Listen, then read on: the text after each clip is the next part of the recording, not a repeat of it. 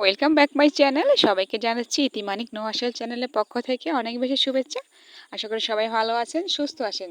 আজকে একটা dessert item নিয়ে চলে আসলাম। এটা গ্রাম বাংলায় পাওয়া যায়, শহরে তো মিলা খুবই ভার। তাল খাওয়ার পর যে আটিগুলো মাটিতে পুঁতে রাখা হয়, সেই থেকে যে আটিগুলো থেকে একটা শিকড় বেরোয়, তারপর ভিতরে এরকম ফোকা হয়। তো এই তালের ফোকাগুলোর আজকে আমি একটা ডেজার্ট তৈরি করব। এটাকে বলা হয় তালের খাড়া। তো মানে এগুলো থেকে আমি বের করে নিচ্ছি। বাচ্চাকে আমি বেস্ট ফিডিং করিয়ে ঘুম পাড়িয়ে গেছি, তখন ওই জন্য দেখাতে পারিনি। তো এই জন্য আর কি খোকাগুলো দেখালাম, ঠিক আছে। তো আমি 2 চামচের মতো এই চিনি গুঁড়া পোলাও চাল নিয়ে নিয়েছি। এটাকে পানি দিয়ে ভিজিয়ে তারপর বেটে নিব, বা ব্লেন্ড করে নিলেও চলবে, এটা সুবিধা। এখানে চিনি নিয়ে নিলাম, এক টুকরো দারচিনি, একটা এলাচ আর দুটো তেজপাতা দিয়ে স্বাদ মতো নুন দিয়ে এটাকে আমি প্রথমে ক্যারামেল তৈরি করে নিচ্ছি।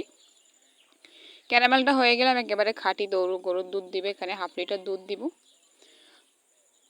তো সবাইকে বলতেছি যে যেখান থেকে আমার ভিডিওটা দেখতেছেন, অবশ্যই সবার সুস্থতা আমি কামনা করি, এবং অবশ্যই সবাই সাবস্ক্রাইব করে আমাকে চ্যানেল সহযোগিতা করবেন। আর দেখার পর ভালো লাগলে অবশ্যই একটা লাইক করে যাবেন। ক্যারামেলগুলো যখন পানি দেওয়ার পর এরকম হয়ে যায়, তখন আমার ছেলে বলবে এগুলো এমন হয়ে যায় কেন। তো তো বুঝে না ছোট। ক্যারামেলটা গলা পর্যন্ত আমি অপেক্ষা করেছি, তো গলে গেছে। এবার আমি ফোকাগুলো দিয়ে দিচ্ছি। ফোকাগুলো দিয়ে নেড়ে চেড়ে একেবারে ঢেকে দিব। এগুলোকে ফোকা বলা হয়। কোন জেলাতে এটাকে কি নামে বলা হয় আমি সেটা জানি না। যদি দেখে থাকেন বিভিন্ন জেলার ভিউয়ার্স আমাকে কমেন্টে জানাবেন। আর এটাকে বলা হয় তালের ফোকার খাড়া।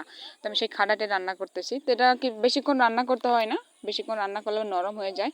তো চালটাকে যখন আমি শিলপাটে বেটে নিয়ে আসলাম, সেইটা দিয়ে দিলাম, দিয়ে একটু ঘন তাড়াতাড়ি নেড়ে দিতে হবে, যাতে কড়াইতে বা তলানিতে ধরে না যায়। তার কিছুক্ষণ রান্না করেই হয়ে গেল আমার তালের খাড়া। এবার আমি একটু পরিবেশন করে দিচ্ছি। এটা রান্না করতে বেশি সময় লাগে না, আর বেশি জাল করলে কিন্তু গলে যায়, তখন আপনার খেতে কিন্তু ফোকাগুলো আস্ত থাকবে না, তখন খেতে ভালো লাগে না, ময়দা ময়দা হয়ে যায়। তো আমি একটু পরিবেশন করে দিচ্ছি। কেমন হয়েছে অবশ্যই আমাকে কমেন্টে জানাবেন, আর ভিডিওটা ভালো লাগলে অবশ্যই লাইক করে দিবেন।